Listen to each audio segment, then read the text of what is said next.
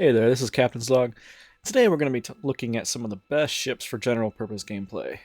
There may be some ships like the Vulture or the Mole that may be excellent ships, but just aren't very useful when it comes to things like mission running. With that said, the usefulness of these ships and others will most definitely change as the direction and development of the game evolves over time. This is not a complete list, and these are just some of my own subjective opinions on where these ships rank. Some of these ships may not even be considered for this list in the future. But without further ado, let's get into the list. At number 10, we have the Carrick. The Carrick is quite pricey at $600 pledge or $500 war bond, or about 34 million alpha UEC in-game. The ship is very large, so getting in and out quickly is a real chore, which is one of the issues with daily driving this thing.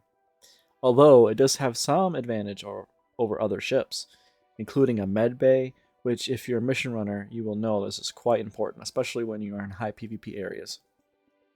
The ship also has a small hangar, which is perfect for a Pisces or a snub finder. It also has decent cargo capacity at 460 SCU. All around, the ship offers quite a bit, but just not for the price or size until exploration is implemented. Next, at number 9, we have the Freelancer Max.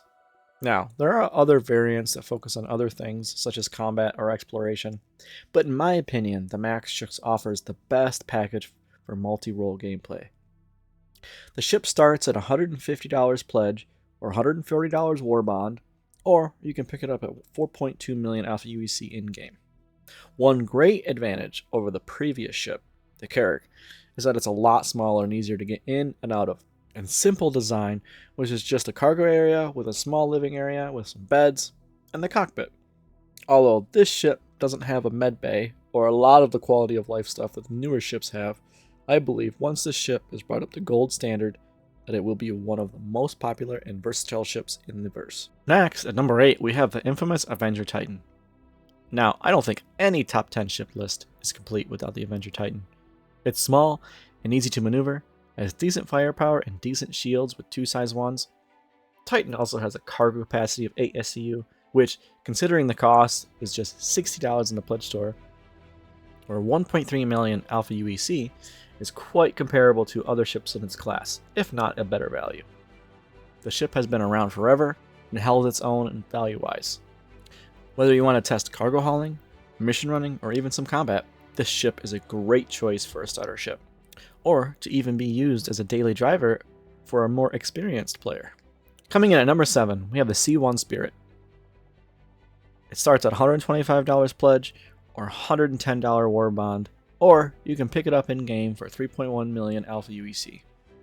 The ship is designed mostly as a cargo hauler, which becomes evident when you first step on the ship.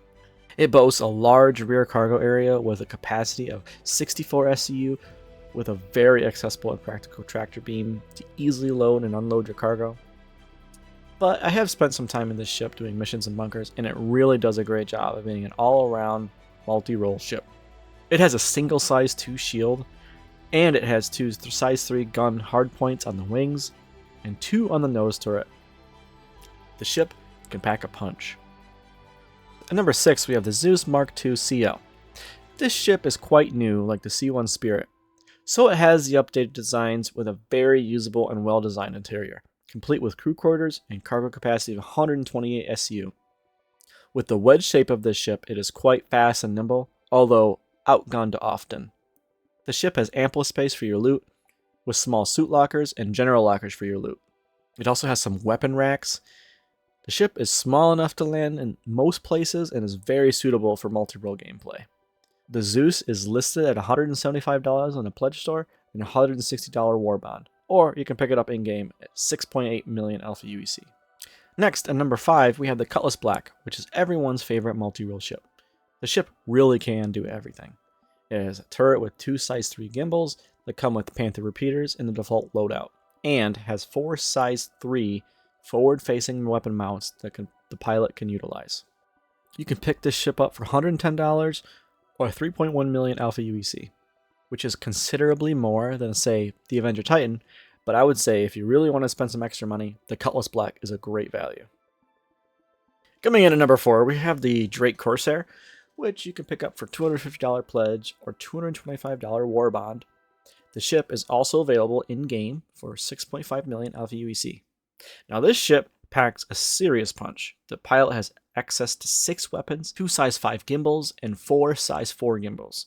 The ship is quite large and has a cargo capacity of 72 SU, which isn't bad considering the ship is oriented around exploration.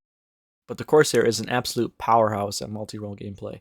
The ship can easily do bounty missions, bunker runs, or even PvP fights. The ship is well designed with weapon racks, crew quarters, and space for your vehicle in the rear of the ship. The ship also has an asymmetrical look to it, which a lot of people either love or hate. Overall, this is one of the best picks for multi-role gameplay. Coming in at number 3, you have the Constellation, or the Connie. I will be focusing on the Constellation Andromeda for this video, as I believe it is the best for general purpose gameplay. This ship suffers from the same thing many older ships do, just being outdated. The design is a bit strange, with the elevator being a little wonky to use, and the inside just being very dated. But if you're looking for a ship to take out solo or with a group of friends and experience a lot of gameplay, this is one of the best choices out there. It has some of the strongest pilot weapons with 4 size 5 weapons and 2 turrets and even a snub fighter in the back. The ship also has a considerable arsenal of missiles with 24 Strike Force 2 missiles, which are size 2, and 28 Marksman missiles, which are size 1. If you want a ship that can hold its own, or even punch above its weight class, the Constellation Andromeda may be the ship for you. The Connie is about 10 million Alpha UEC in-game, or $240 in the pledge store. Next, we have one of the newest additions to Star Citizen, the Asgard, at number 2. You can pick up the Asgard for a $350 pledge or $325 war bond, and it is currently not available if to purchase in-game, but soon will be.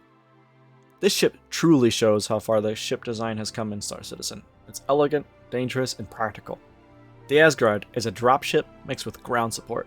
This ship can carry any ground vehicle in the game, and has room for multiple of them at a time, along with having a cargo capacity of 180 SCU. This ship is a great choice for mission running, especially on planet. It has 4 size 2 shield generators, which help it take a hit. Overall, this is a great mission running ship, and can also be used for general purposes. And last, and definitely not least, we have the Starlancer TAC. You can think of this ship like an AC-130 turned up a level. It has an enormous amount of firepower, especially when utilized as a dropship or ground support. For the pilot, it has 2 size 6 mounts with 2 size 4 M6A cannons each, and has 2 man turrets with size 5 guns. It's also the only ship currently with missile turrets, but these are remote. The TAC also has a med bay and 96 SCU of storage to take any ill-gotten spoils you may have acquired. It also has a snub hanger, which was made for the Mirai Fury, but I'm sure you could fit other things in there if you tried. There's also 8 jump seats used to deploy troops on the ground, and there are also 2 size 1 guns on either side to help protect any ground deployment. In essence, the TAC is just a ship strapped to a bunch of guns and turrets. The ship is perfect for missions, bunkers, or even PvE space combat. Yet again, I just want to say that this is not a complete list, and it's definitely my own subjective idea as to what ships are best for general purpose gameplay.